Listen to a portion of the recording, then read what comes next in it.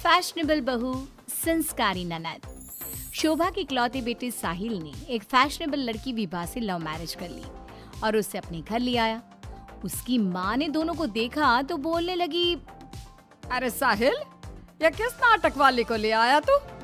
और इसने ये इतने छोटे कपड़े क्यों पहन रखे हैं? माँ, ये नाटक वाली नहीं आपकी बहू है। मैंने इससे शादी कर ली है। विभा, माँ के पैर छुओ। कम ऑन साहिल, मैं किसी के पैर नहीं छू सकती। विभा, ये हमारा कल्चर है, घर के बड़ों के पैर छूते हैं। ओके साहिल। विभा जैसे ही शोभा के पैर छूने के लिए झुकी तो शोभा ने उसे डांटते हुए कहा, चल हट यहाँ से, दूर हो जा मेरी नजरों से। न जाने कहाँ से इसे उठा लाया है। तेरे लिए लड़कियों की कमी थी क्या, जो ऐसी लड़की को ले आया? हमारे घर के संस्कारों के बारे में तो सोच लेता, लोग क्या कहेंगे? माँ, आप भी कैसे पुराने जमाने की बात कर रही हो? आप कपड़ों और भाषा से किसी के संस्कारों को जज नहीं कर सकती। साहिल ने अपनी माँ को समझाने की बहुत कोशिश की, लेकिन वो कहाँ कुछ मानने वाली थी। शोभा अपनी बहू के कपड़ों और स्टाइल की वजह से हमेशा उसके कैरेक्टर पर टिप्पणी करती रहती। एक दिन विभा अपनी सास के लिए चाय बनाकर लाई।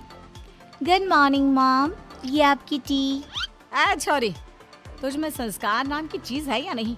गुड मॉर्निंग ना बोला कर मुझे। हमारे यहाँ बहुएं पैर छूती है और तूने ये कैसे कपड़े पहने? देख जरा मेरी बेटी रानी को, सीधे साधे कपड़े पहनती है वो। मॉम, आपकी बेटी को फैशन की बिल्कुल भी नॉलेज नहीं है। उसी तो आप तंबू भी दे देंगी ना तो वो तंबू भी पहन लेंगी। देखो माँ, भाभी कैसे मेरा मजाक उड़ा रही हैं। रानी, मैं तुम्हारा मजाक नहीं उड़ा रही, मगर जरा देखो खुद को, कैसी लग रही हो। तुम्हें फैशन का बिल्कुल भी सेंस नहीं है। कुछ तो लड़कियों वाली हरकतें किया करो। चलो कोई बात नहीं, मैं आ गई हूँ ना, सब सिखा दूंगी। इतना कहकर विभा वहाँ से चली जाती है और रानी सोचने लगती है, भाभी आपने मेरा मजाक उड़ाकर अच्छा नहीं किया। अब देखो मैं कैसे आपको इस घर से बाहर निकालती हूँ। अब रानी हर समय अपनी भाभी की कमियां ढूंढने में लगी रहती। रानी की माँ तो विभा से नफरत करती ही थी, लेकिन घर से निकालने के लिए जरूरी था कि साहिल भी विभा से नफरत करे। एक दिन घर में पूजा हो रही थी। घर के सभी सदस्य पूजा में शामिल हुए, लेकिन विभा नहीं हुई। जब पूजा खत्म हुई तो रानी ने कहा, भैया माना कि भाभी फैशनेबल हैं, लेकिन इसका मतलब ये तो नहीं कि वो भगवान में बिल्कुल आस्था ना रखे। उन्हें पूजा में तो आना चाहिए था ना। हाँ बेटा, तूने अपनी मर्जी से शादी तो कर ली, अब अपनी मॉडल बहू को घर के तौर तरीके तो सिखा दे। अपनी बहन और माँ की बात सुनकर साहिल विभा के पास गया और उससे कहने लगा, विभा, आज घर में पूजा थी, तुम क्यों नहीं आई पूजा में? पता है लोग कितनी बातें बना रहे थे। माय डियर हस्बैंड, इतना गुस्सा क्यों हो रहे हो? जरूरी नहीं कि भगवान को खुश करने के लिए पूजा में शामिल होना पड़े। जब भगवान को दिल से याद कर लो ना तो बस उसी समय होगी उनकी पूजा। विभा, तुम शब्दों के जाल में मुझे मत फंसाओ। मैं जानता हूँ तुम इन सब चीजों को नहीं मानती, लेकिन तुम माँ की खुशी के लिए ही चली जाती। कम ऑन डार्लिंग, तुम तो छोटी सी बात को खींच रहे हो। मुझे पूजा में जाने से कोई प्रॉब्लम नहीं थी। मुझे किसी ने बताया ही नहीं पूजा के बारे में। अगर माया रानी बता देती तो मैं चली जाती। इसी तरह दोनों में काफी देर तक बहस चलती रही। अब विभा की ननद और सास किसी न किसी बात पर दोनों का झगड़ा करवाती रहती। जो भी शोभा के घर आता तो वो उसके सामने अपनी बेटी और बहू की तुलना करती।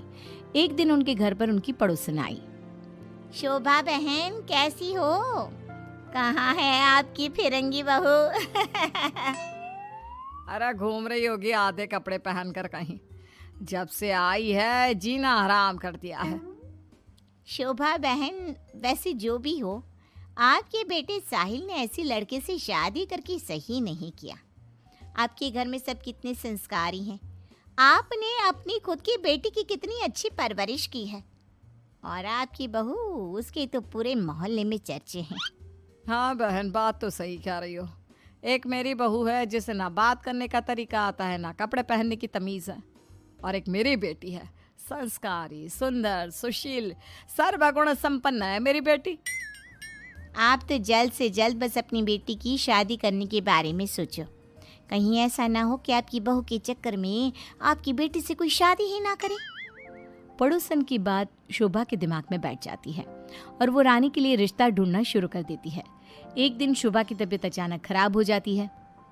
माँ, क्या हो गया है आपको? आप दिन भर अपने कमरे में लेटी क्यों रहती हो? अरे पता नहीं बेटी क्या हो गया है, कई दिन हो गए बुखार आ रहा है। मॉम, आपको डॉक्टर के पास जाना चाहिए, ऐसे तो आपकी हेल्थ खराब होती जाएगी। ओ अंग्रेजन, अपनी अंग्रेजी अपने पास रख। माँ किसी डॉक्टर के पास नहीं जाएगी। मैं अभी माँ को काढ़ा बना कर देती हूँ, माँ बिल्कुल ठीक हो जाएंगी। लेकिन रानी, डॉक्टर ब्लड टेस्ट करके बता देगा कि मॉम का फीवर क्यों नहीं उतर रहा। इसी तरह कई दिन हो गए। शोभा का बुखार उतरने का नाम नहीं ले रहा था और रानी उन्हें डॉक्टर के पास जाने नहीं दे रही थी। एक दिन विभा रानी को बिना बताए शोभा को डॉक्टर के पास ले गई। शोभा को 4-5 दिन हॉस्पिटल में रहना पड़ा।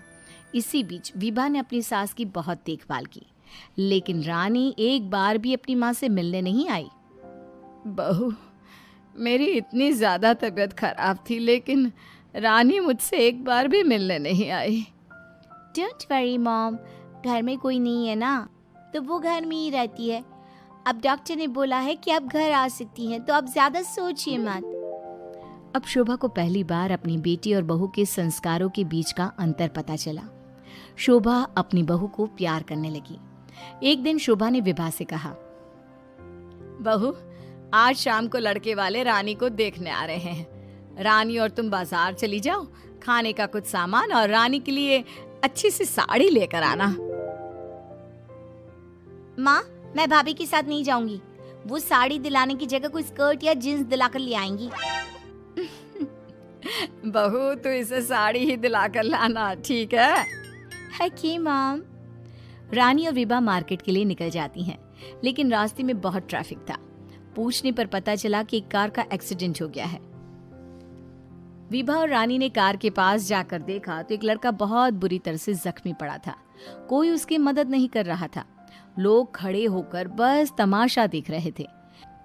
विभा ने उस लड़की की मदद करना चाहा तो रानी ने उसे रोकते हुए कहा, भाभी, ये क्या कर रही हो? जब कोई इसकी मदद नहीं कर रहा तो हम क्यों करें? रानी, ये क्या बोल रही हो तुम? अगर हमने इसकी हेल्प नहीं करी तो ये मर सकता है। लेकिन भाभी, पुलिस का झंझट कौन संभालेगा? पुलिस उल्टा हमसे ही सवाल जवाब करेगी। वो सब बाद में देखेंगे, पहले इसे हॉस्पिटल पहुंचाते हैं। विभा और रानी उस लड़के की जान बचा लेती हैं और उन्हें घर आने में देर हो जाती है। शोभा उनसे पूछती है, तुम दोनों को इतनी देर क्यों हो गई आने में? देखो शाम होने वाली है, लड़के वाले किसी भी समय आते होंगे। माँ, आपकी लाडली बहू की वजह से देर हो गई। मुझे आज पता चला भाभी को समाज सेवा का शौक भी है।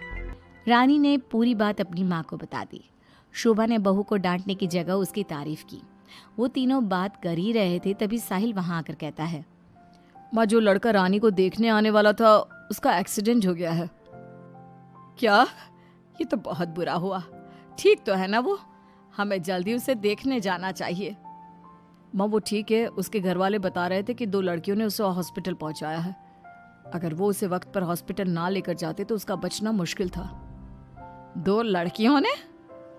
डार्लिंग, हमने भी आज एक लड़की का हॉस्पिटल पहुंचाया था। कहीं ये लड़का वही तो नहीं जो रानी से मिलने आ रहा था? सभी हॉस्पिटल पहुंचे तो ये लड़का वही निकला जिसकी जान विभा और रानी ने बचाई थी। सब ने दोनों की बहुत तारीफ की। रानी ने अपनी भाभी से माफी मांगते हुए कहा, भाभी, मुझे माफ कर दो। मैंने हमेशा आपको गलत समझा। अगर आप ना होती तो मैं कभी भी किसी अनजान आदमी की मदद ना करती। डोंट क्राई डियर, हमें अच्छे काम करते रहने चाहिए। साहिल दोनों की बात सुनकर कहता है, देखा रानी, मैं कहता था ना, संस्कार चरित्र में दिखाई देते हैं, कपड़ों और भाषा में नहीं। इसीलिए कभी किसी के कपड़े देखकर उसका कैरेक्टर सर्टिफिकेट नहीं बनाना चाहिए।